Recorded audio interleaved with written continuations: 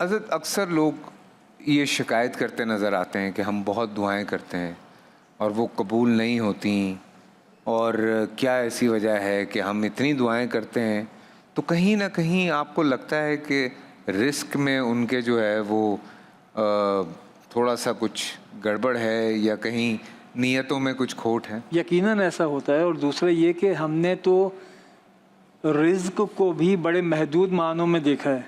ہمارے ہاں جو رزق کا تصور ہے وہ دسترخوان تک محدود ہے، اس سے آگے رزق کا تصور نہیں ہے.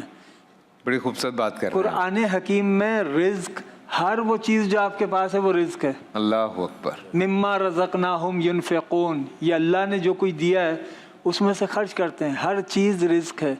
آنکھوں کے لیے اچھا منظر آنکھوں کا رزق ہے. بالکل. اچھی آواز سماعتوں کا رزق ہے. اچھا کلام زبان کا رزق ہے. حلال غذا شکم کا رزق ہے. یاد الہی قلب کا رزق ہے. رزق میں بہت ساری چیزیں ایسی ہوتی ہیں ہم یہ سمجھ رہے ہوتے ہیں کہ یہ ہمارے لیے حلال ہے، لیکن یہ نہیں معلوم ہوتا کہ اس میں کہاں حرام کا عنصر شامل ہو گیا. مثال کے طور پر ایک شخص ہے، وہ جاب کرتا ہے، وہ پابند ہے کہ 8 گھنٹے روزانہ ڈیوٹی اس کے انجام دے گا، اس ٹائم آئے گا، اس ٹائم جائے گا. اگر وہ اپنے وقت میں عدل نہیں کرتا، آنے اور جانے میں وقت کا خیال نہیں رکھتا، کبھی ایمرجنسی الگ بات ہے لیکن معمول کے 8 گھنٹے وہاں ہوتے ہوئے اپنی جاب اس طرح سے نہیں کرتا، یا اس میں اپنی ذمہ داری پوری نہیں کرتا، یا اس میں اپنے ذاتی کام انجام دیتا ہے اور جو ذمہ داریاں اس کے اوپر عائد ہیں اس سے نظر چراتا ہے، تو وہ جو سیلری اس کو مل رہی ہے اس میں حرام شامل ہو گیا. ٹھیک ہے، بالکل.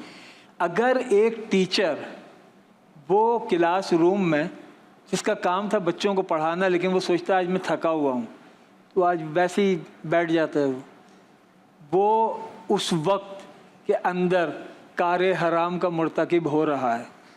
ایک ڈاکٹر، اس کو پتہ ہے کہ اس مریض کو اس دوا کی ضرورت نہیں ہے، لیکن مجھے فارماسیوٹیکل کمپنی سے میرے معاملات جڑے ہوئے ہیں تو میں وہ دوا بھی اس کو لکھ کر دوں جس کی اس کو ضرورت نہیں ہے، تو وہ کار مسیحائی میں بھی حرام لے آیا. اللہ اکبر.